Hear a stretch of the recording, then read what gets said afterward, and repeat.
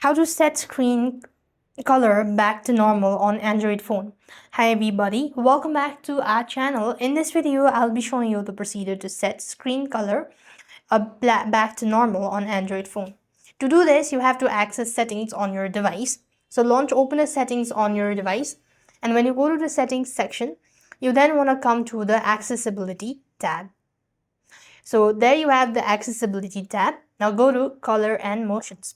After which go to color corrections, and then in order to use it, so you want to toggle the button for it.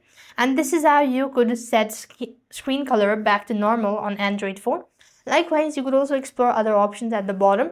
You could go ahead and customize it as well. And this way you'll have successfully set screen color back to normal on Android device. Now you also need to understand that according to the devices that you're using, the steps might be a little bit different. So you have to you have to make sure that to go ahead and check your settings or systems and all that in order to find the color correction options. So that's it. I hope the video was helpful. Make sure to like, share and subscribe. Thank you for watching. See you in the next video.